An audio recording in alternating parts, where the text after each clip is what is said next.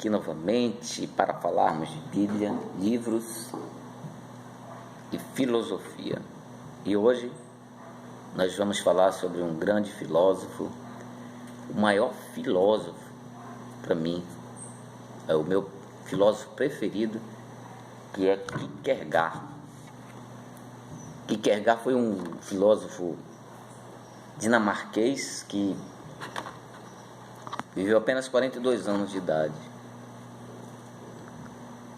E a filosofia de Kierkegaard está baseada no homem, está baseada na existência do homem.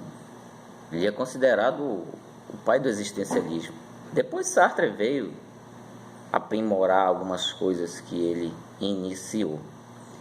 Então, o indivíduo em Kierkegaard, o indivíduo em Kierkegaard não é aquele indivíduo lá de Hegel. Ele combateu muito aquele indivíduo produto de uma síntese, de uma antítese, de uma tese, aquela coisa toda, aquela dialética de Hegel, do espírito absoluto. Não. O homem em Kierkegaard é um ser pensante. Ele é um ser que se angustia. Ele é um ser que se desespera, né? Então, ele tem uma existência concreta, específica. Esse é o homem que Kierkegaard, ele é exatamente isso. E o centro da filosofia de Kierkegaard, que na realidade pronunciamos Kierkegaard, mas segundo um professor especialista nesse filósofo, ele diz que a pronúncia correta no dinamarquês é Kierkegaard. Mas vamos ficar com Kierkegaard, que praticamente todo mundo, todos os brasileiros falam, todos os grandes professores falam. E o centro dele o centro da filosofia de Kierkegaard está nos 3 estágios da existência. Os 3 estágios da existência. O primeiro estágio é o estágio estético. O que é esse estágio estético? A pessoa, ela busca apenas prazeres, ela busca apenas desejos, ela vive num mundo de constante busca pelo prazer. Esse estágio, a pessoa é um hedonista, ou seja, apenas busca o prazer, os desejos realizados. Ela vive em ilusões constantes. Por que ela vive em ilusões constantes? Porque ela procura o prazer, ela procura o desejo. Mas depois dessa realização, supostamente realização, que na realidade é uma enganação para Kierkegaard, ele cai em si, ele cai no vazio. E nesse momento que ele cai no vazio, ele se angustia, porque ele está vendo que a existência dele não está sendo absoluta, ela não está vingando essa existência. Então ele se angustia. E no momento que ele se angustia, porque ele tem que tomar decisões, ele se desespera, né? Esse desespero para Kierkegaard não é esse desespero psicológico que nós conhecemos, né? Ai, meu Deus! Não, é um desespero existencial de colocar um sentido nessa sua existência. Então ele se desespera. E para Kierkegaard, esse desespero, ele é primordial, ele é muito importante. O homem tem que, inclusive o conselho de Kierkegaard é que ele se desespere até o máximo mesmo, porque ele se desesperando, ele pode dar o salto de um estágio para o outro. Sem o desespero, ele não dá o salto.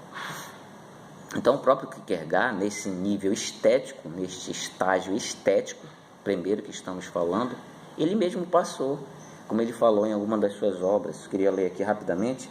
Ele diz: sentiu o poder quase irresistível, com o qual de mão em mão um prazer arrastado a outro. Este gênero de entusiasmo adulterado que é capaz de produzir o tédio, a dilaceração que vem depois. Então, esse estágio estético, o homem vive apenas para o prazer, mas é uma ilusão, porque ele, apesar dele estar sempre com os prazeres, quando ele num determinado momento, ele cai no vazio e vê que aquilo foi só uma ilusão. E aí ele dá o salto. Quando ele dá o salto, ele pula para o segundo estágio, que é o estágio ético. Nesse estágio ético, pode ser estágio também, né? Alguns filósofos chamam de estágio. Estou chamando de estágio, estou trocando aqui a letra G pela letra D. Mas tanto faz, estágio e estádio, apesar de ter uma milimétrica diferença, que a gente não vai entrar aqui, mas ele entra nesse segundo estágio, que é o estágio ético. O estágio ético, o homem não vai buscar os prazeres, ele não vai pensar em si, ele vai pensar no outro também.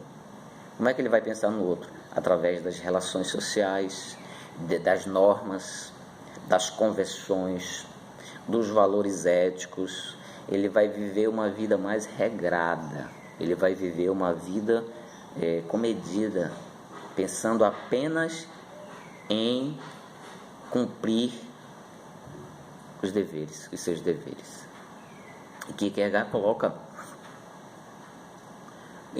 um símbolo desse estágio ético, é o casamento.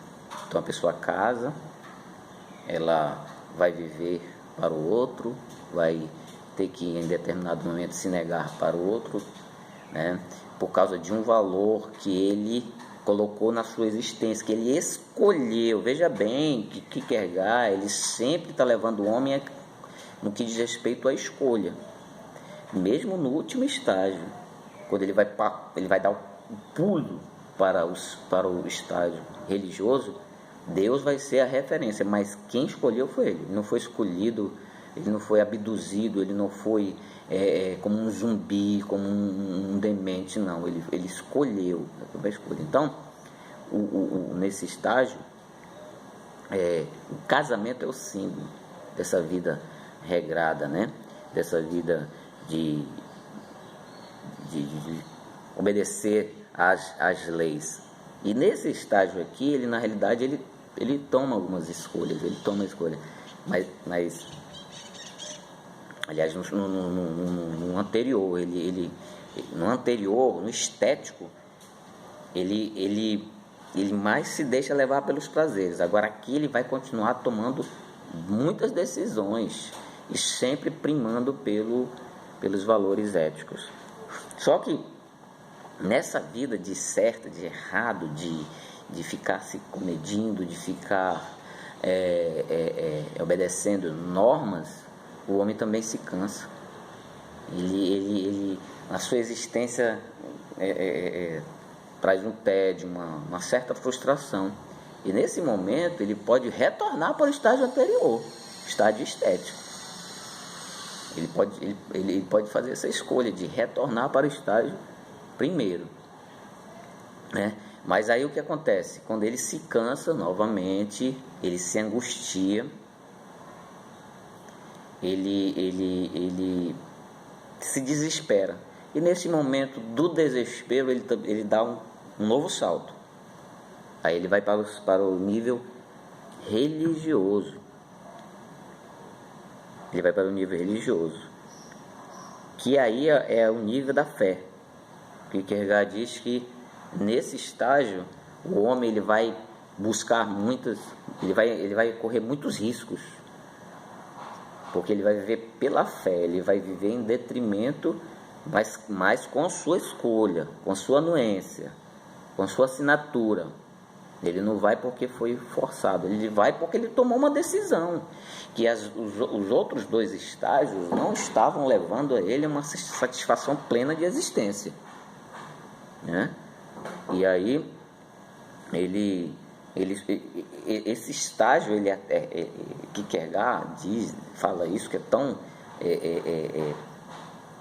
fenomenal, que porque ele suspende o ético. Esse nível aqui ele suspende o ético.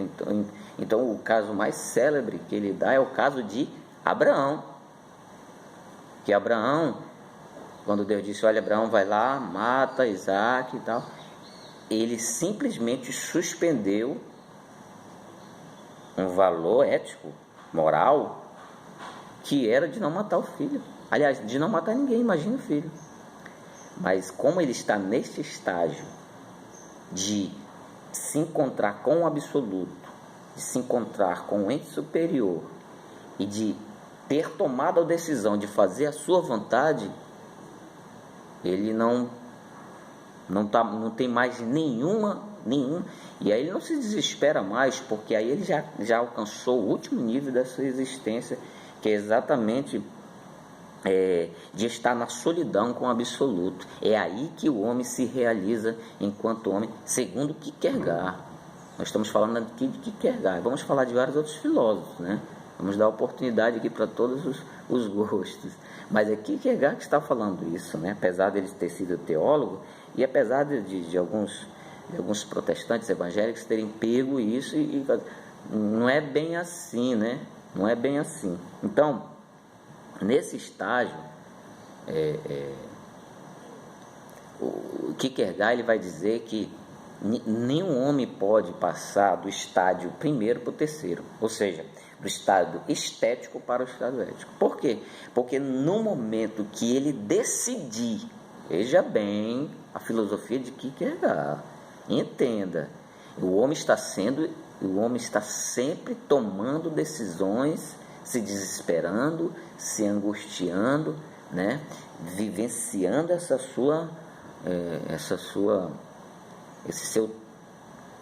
seu temor existencial, essa sua luta existencial. Então, quando ele decide que quer passar do primeiro para o terceiro, ele já está no estado ético. Então, não tem como saltar de um para o outro. Não tem. Porque quando ele decide, ele já tomou quando ele pensa em mudar de vida e começar a entrar com o absoluto, ele já entrou no momento que ele pensa, não precisa nem falar, mas no momento que ele pensa, ele já está no estado ético. Então a filosofia de Kierkegaard, ela é muito linda, ela é muito, isso que me fascina muito, né? E esse estágio religioso nós vamos ver mais lá no livro que eu estarei comentando nos próximos vídeos, que é a obra dele chamada Temor e Tremor, que ele vai falar especificamente desse caso de Abraão, tudo aquilo que envolve esse estágio, tá bom? Então nos próximos vídeos, não sei dizer exatamente qual é a ordem, mas nós estaremos falando de filosofia ainda, tá? Estaremos falando de Nietzsche, a morte de Deus, estaremos falando de Temor e Tremor e Crepúsculo dos Ídolos, ok? Até lá!